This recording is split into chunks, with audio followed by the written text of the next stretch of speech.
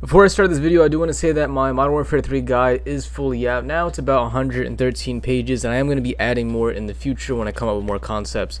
And somebody else also asked about a guide for smaller Call of Duty creators who want to get more subscribers and get in the community with that. I have another guide for that if you're interested in that. Alright, so you can find that in the Discord, and then just message me on Discord so you can get access to that if you want.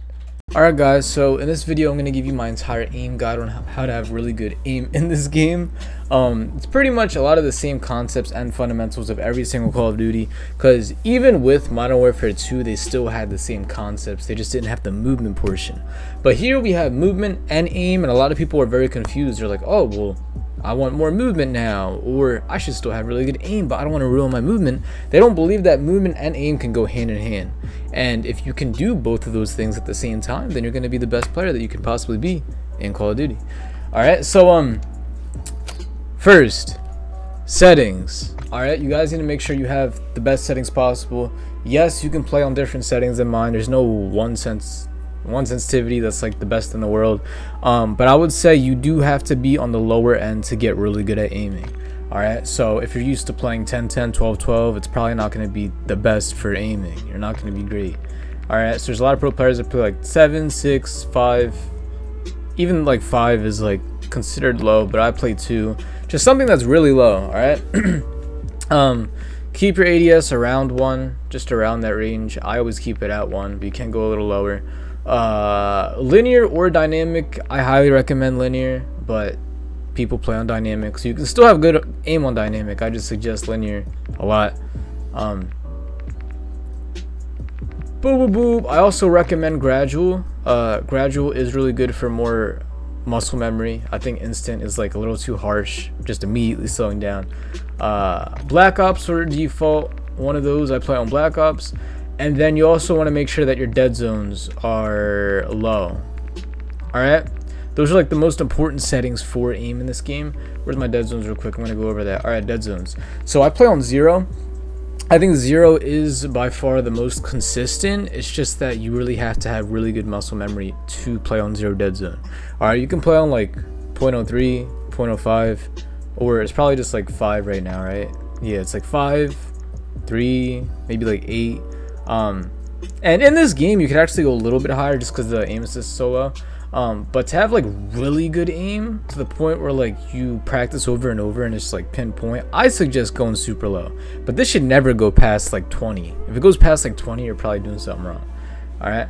And then also too, either 99 or 100. I play on 100.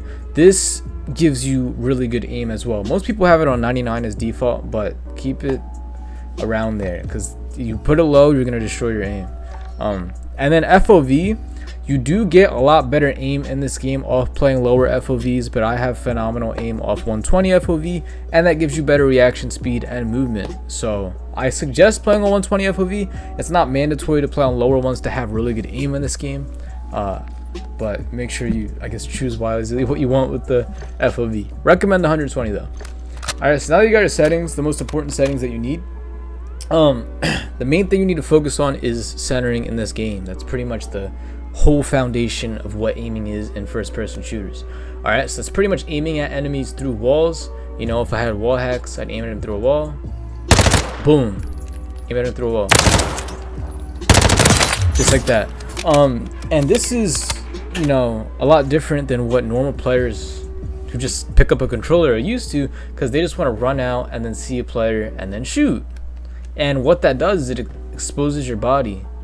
And on top of that, if you're already locked on, it's easier to gather your aim and move it around, instead of, oh, I just saw him, now I gotta readjust. Oh wait, he moved locations, I gotta readjust again. And that's why people have horrible tracking and bad aim.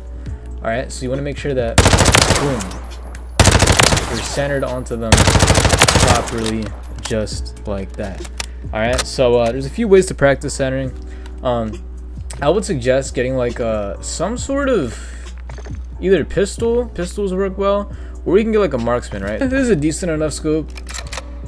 Yeah, just something like this, right? So this is something that gives you really good centering. So if you just like aim at the chest, boom. It's like it's super easy and it's kind of fun to do. It's like, oh my gosh, I'm quick scoping.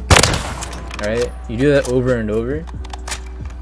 You know, I can do this like shooting them 100 times, and then when I pull out my SMG,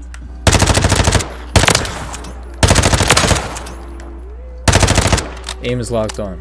All right, so that's really good for your centering. And also too, make sure you do left and right movements. So aiming and moving left and right, not moving up and down. All right, you don't want to move up and down. You want to move left and right like that, because that makes sure that your sprint to fire time is reduced to 0 because you're not sprinting, and you can immediately aim and shoot at an enemy right there. All right, so make sure that you guys keep that in mind so you can be the best players that you can possibly be in this game. Another thing I want to talk about too is there's certain sensitivities on different guns, if you guys didn't know that already. All right, so let's just say I have a SMG right here. I'm able to look left and right pretty fast. And if I have this is an SPR, right? So let's swap this out for, I don't know, let's make it so basic, right? Let's really exaggerate this. Let's put on a Bruin. All right, so now I got the Bruin out. Let's put a crazy sight like this thing, right?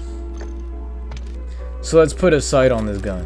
Then it's gonna be zoomed in, even though this is like a little weird thermal scope like this.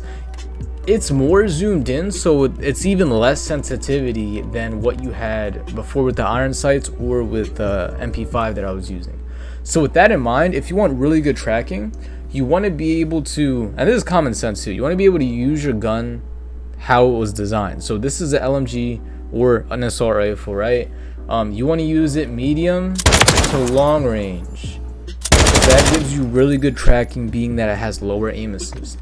And with the MP5, you want to obviously use that close range, maybe long range. Yo, give me my gun. All right, so boop. Because you're gonna have a lot harder tracking far away because the sensitivity is too fast, and with the other gun, sensitivity is gonna be so slow where somebody jumps across your screen, I can take him out with an MP5, but if I have a Bruin, it's gonna be almost impossible for me to take him out. All right, so that even though that may seem like common sense, that really is something that can prevent people from having really good tracking, so you got to keep that in mind. And then the concept of rotational aim assist. So also while you're aiming at people, you want to be moving with your left analog stick while you're aiming at the right. Not only does this give you 2 types of aim assist at the same time, but let's just say somebody's jumping all over the place. You can move, like let's just say he jumps that way, right? I can move to the left while moving my right stick to the right, and it's gonna help me lock onto him a lot easier because I'm using my body and my gun to look at him instead of just using my gun. All right, so it's so much harder just looking over here like this instead of moving with the person. So let's just say he's going to the right. I'm gonna look right while moving left. Oh, he's going to the left. I'm gonna move right. I'm gonna move right while looking left. All right, you want to like move in the opposite direction that you're aiming. All right, move in the opposite direction. So he's going to the right and I'm aiming to the right. I'm moving to the left. He moves to the left. I'm moving to the right and aiming to the left. All right, practice that like muscle memory, and you're gonna get so much more kills in this game from that. All right, so that's like the rotational aim assist and how to get like really good tracking while using your left stick and your right stick at the same time. And then also too, to get really good aim in this game, moving while shooting. All right, this is a tricky concept for some people because they're just like, oh, I drop shot but I'm aiming at the ground and I don't know how to shoot at the person, right? So you have to practice this a lot because this is not something that you could just boom pick up. So I'm aiming at this guy and I'm drop shotting. I drop shot, I'm aiming at his feet. So you got to practice as you're drop shotting to slowly move your reticle upwards, match to your sensitivity, so that you can still be aiming at his chest the whole time while you're dropping downward. All right, so boom. Well, I didn't drop right there. Boom. There, see, I did it perfectly. But if I wasn't moving it upwards at any time, I'm gonna aim down like that. And if it's just like Warzone and he has armor, I'm gonna hit a lot less shots, less damage, and he's gonna kill me.